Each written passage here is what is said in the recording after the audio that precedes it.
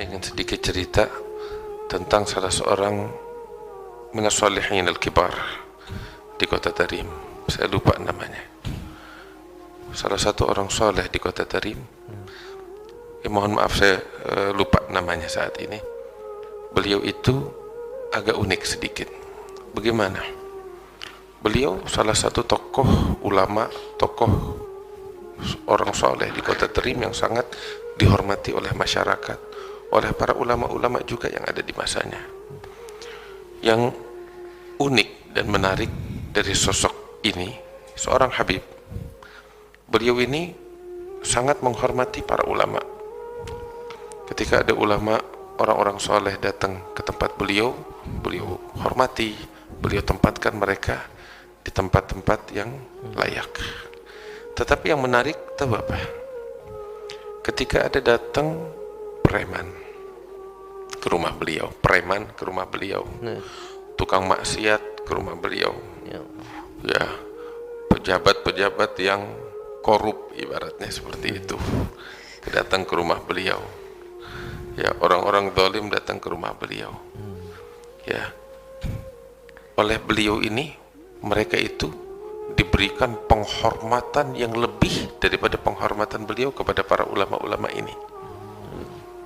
Ini kan ya mungkin sedikit aneh gitu. Sampai timbul tanda tanya besar dari masyarakat. Ini Habib bagaimana sih? Betul dihormatin para ulama, tapi ini penjahat-penjahat, tukang maksiat, ya, orang-orang zalim dihormatin lebih dari penghormatannya kepada para ulama.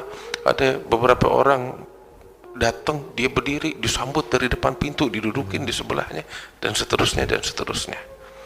Sampai jadi omongan. Diomongin ini, Habib nggak jawab sama sekali, nggak diladenin pertanyaan-pertanyaan itu. Sebab nggak semua hal perlu diklarifikasi sebenarnya. Ya seperti masa kita sekarang ini. Ya. Tapi sampai ada beberapa khawas, orang-orang yang dekat dengan beliau bertanya, bilang, Habib kenapa sih? Ini banyak orang-orang di luar sana bertanya. Sampai akhirnya Habib menjelaskan. Beliau bilang, kalau para ulama, para sholihin, mereka udah alim, mereka udah soleh, insya Allah dengan ilmu mereka, mereka dapat perhatian khusus dari Allah. Tapi orang-orang ini, orang-orang yang tukang maksiat, orang-orang yang bejat, ya, para preman, orang-orang zalim ini, saya sengaja memberikan penghormatan lebih kepada mereka sehingga mereka jatuh cinta sama saya. Dan benar, orang semakin dihormati semakin cinta. Dan kenyataannya gitu, orang-orang ini lebih cinta kepada saya dibanding cinta sama yang lainnya gitu. Ini orang-orang zalim, mereka cinta kepada saya, dan kecintaan kepada saya, mereka nganggap saya tahu diri saya bukan orang alim, bukan orang soleh, antara saya dengan Tuhan, tapi mereka memandang saya sebagai orang soleh, sebagai orang alim, sebagai keturunan Nabi dan lain sebagainya. Mereka cinta kepada saya. Kecintaan ini yang akan saya bawa kelak menghadap kepada Allah.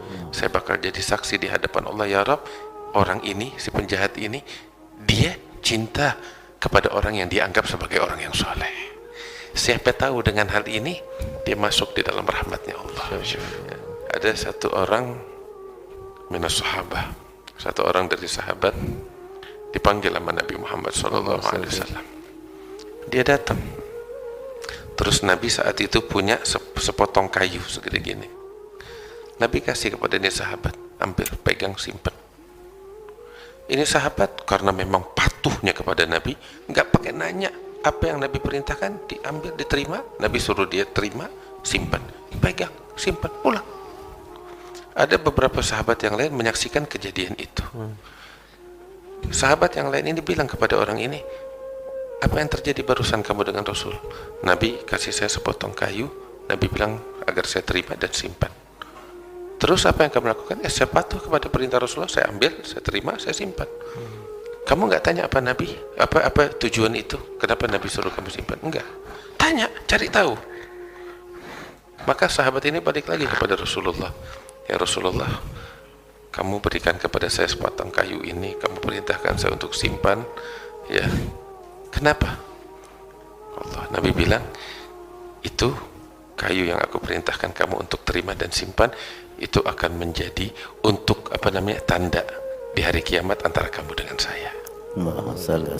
Tanda pengenal antara saya dengan kamu di hari kiamat.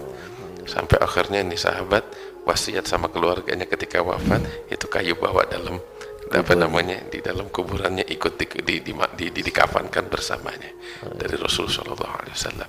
Jadi ini sebagai gambaran, ya siapa tahu foto semacam itu sebagai tanda pengenal antara kita dengan mereka, orang-orang saleh yang diridhai oleh Allah Subhanahu wa taala.